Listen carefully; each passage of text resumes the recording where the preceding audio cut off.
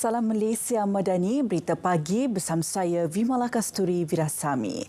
Saudara, Tahun Baharu 2024 diharap membawa suasana lebih cerah dan positif untuk rakyat. Menerusi perutusan khas Tahun Baharu, Perdana Menteri Datuk Seri Anwar Ibrahim mahu semua anggota pentadbiran Kerajaan Perpaduan terus memberi tumpuan kepada aspek pembangunan ekonomi demi kemaslahatan rakyat. Mudah-mudahan tahun 2024 masih ini memberi suatu suasana yang lebih cerah, positif bagi rakyat Malaysia, dan tanggungjawab pimpinan dan seluruh jentera ialah untuk alih pendekatan tumpuan kita ke arah pembangunan ekonomi supaya tumpuan meredakan nasib rakyat dari segi inflasi, dari segi pengangguran, dari segi kos sara hidup, dari segi mutu pendidikan, khidmat kesihatan dan khidmat kepada rakyat keseluruhannya dapat terjamin. Beliau berkongsi rumusan prestasi kerajaan sepanjang 2023 termasuk pertumbuhan ekonomi 4% selain usaha mengawal inflasi dan pengangguran yang kini berada pada paras terendah. Aspek tata kelola terus diberi perhatian dengan penghargaan dizahirkan kepada SPRM dan PDRM selain LHDN dan Kastam yang berjaya menjalankan tanggungjawab mengutip hasil negara bebas daripada aktiviti penyelewengan. Kekuatan dan kestabilan kerajaan juga berjaya menyuntik keyakinan pelabur luar dengan jumlah komitmen pelaburan asing diraih mencecah RM350 bilion. Dalam pada itu, perpaduan rakyat kekal jadi keutamaan kerajaan. Justeru Datuk Seri Anwar tidak mahu polemik kaum dan agama dibesar-besarkan sehingga mengalih fokus kepada isu yang lebih utama, khususnya berkait isu ekonomi.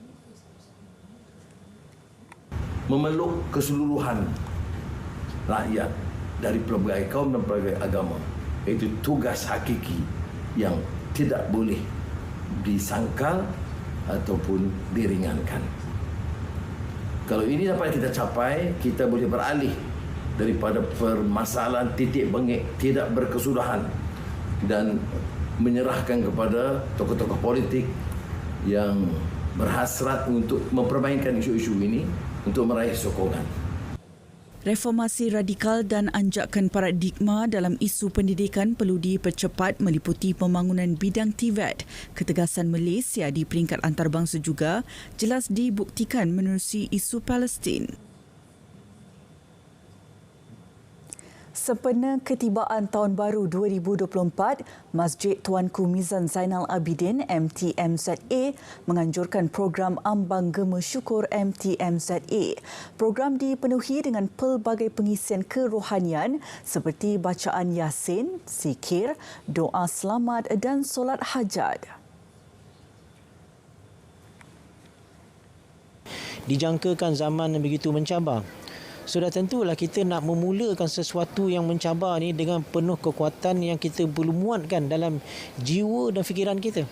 Kalau kita mengambil pendekatan hiburan, mungkin ada, tetapi tidaklah memenuhi tuntutan sebenar yang diinginkan oleh Allah Subhanahu Wa Taala. Kita inginkan pertolongan daripada Allah Subhanahu Wa Taala dalam menghadapi cabaran mendatang. Masyarakat Islam menyambut baik program mengimarahkan masjid sebagai alternatif menyambut Tahun Baharu 2024. Itu yang sangat baik dan boleh diperkembangkan lagi supaya kita dapat tarik anak muda untuk datang kepada masjid dan program-program anjuran agama. Jadi situ sangat baiklah untuk diperkasakan dan supaya dapat membentuk generasi madani seperti yang diusahakan oleh Perdana Menteri kita. Kalau boleh bukan kata untuk menyambut tahun baru je. Kalau boleh hari-hari buat lagi bagus. Bawa anak-anak macam ni kan, kenalkan kepada masjid agar diorang tahulah, agar memupuk semangat kerohanian diorang untuk menjadi seorang insan yang lebih baiklah pada masa akan datang. program-program sebegini perlu diperbanyakkanlah, kan? Kerana anak-anak muda sekarang kita perlu tarik mereka ke arah program-program yang sebegini, dan saya rasa kerajaan juga memainkan peranan yang sangat baik dengan memperbanyakkan program-program yang memupuk jiwa kerohanian anak-anak muda. Semua sekolah di bawah Kementerian Pendidikan Malaysia KPM telah dimaklumkan awal tentang prosedur operasi standard SOP berkaitan penularan COVID-19 yang perlu dipatuhi. Timbalan Menterinya Wong Kah Woh berkata makluman telah diberikan kepada pihak sekolah seawal April 2023 sebagai langkah persediaan. Susulan peningkatan kes COVID-19, kini pihaknya akan mendapatkan nasihat daripada KKM sebelum sebarang tindakan dibuat. KPM menggalakkan pemakaian mask kepada para guru dan juga murid-murid. Itu merupakan satu galakan dan itu terpakai sehingga kini. Yang bergejala, mereka haruslah mengadakan ujian kediri di rumah dan sekiranya negatif, bolehlah pulang ke sekolah untuk belajar dan untuk pembelajaran. Dalam pada itu, murid dan pelajar di seluruh negara masih diberi kelonggaran untuk hadir ke sekolah tanpa memakai pakaian seragam.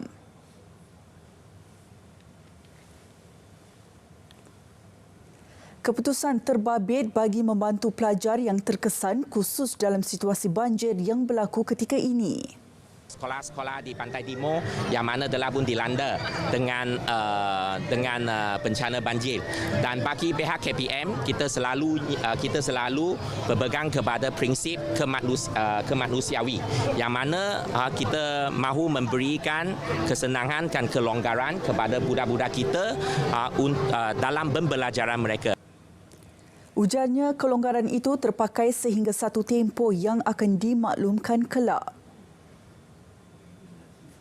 Polis Diraja Malaysia PDRM melalui Jabatan Siasatan dan Penguatkuasaan Trafik JSPT melaksanakan operasi bersepadu ambang Tahun Baharu secara besar-besaran di seluruh negara melibatkan semua kontijen serta daerah bermula 8 malam tadi hingga 5 pagi ini. Operasi bertujuan menguatkuasakan undang-undang dan peraturan lalu lintas dengan memantau pergerakan aliran trafik di lokasi tumpuan. Dan operasi penguatkuasaan ambang Tahun Baru. Operasi bertujuan bagi menguatkuasaan undang-undang dan peraturan lalu lintas dengan memantau pergerakan aliran trafik, khususnya bagi mementeras aktiviti samsing jalanan serta mencegah pemanduan di bawah pengaruh alkohol ataupun dadah. Semua pengguna jalan raya diseru agar sentiasa patuhi peraturan di jalan raya, bersikap toleransi, berhemah, berhati-hati dan fokus kepada pemanduan. Ekonomi Malaysia mampu untuk lebih maju sekiranya kebergantungan terhadap negara lain dikurangkan serta maju dengan industri tersendiri. Pakar ekonomi Profesor Jomo Kwame Sundaram berkata, antara industri sedia ada yang perlu dikembangkan adalah minyak kelapa sawit. Jadi sepatutnya kita patut memikirkan daya dan kemampuan kita sendiri dari segi teknologi, dari segi pengeluaran. Dan kalau ini pernah berjaya, misalnya dengan minyak kelapa sawit, penapisan minyak kelapa sawit itu, semua industri ini dikembangkan di Malaysia. Ya, tanpa bantuan daripada barat, apalagi daripada pihak yang lain. Jadi ini boleh kemampuan itu ada, potensi itu ada, tetapi malangnya boleh dikatakan tidak ada usaha yang cukup bersungguh-sungguh ke arah itu. Selain itu, dasar sains dan teknologi perlu diwujudkan dan diberi tumpuan supaya negara dapat menjana pendapatan daripada teknologi seperti negara lain. Dari sungai ke segara, Palestin pasti merdeka. Berita pagi diteruskan dengan edisi Sabah.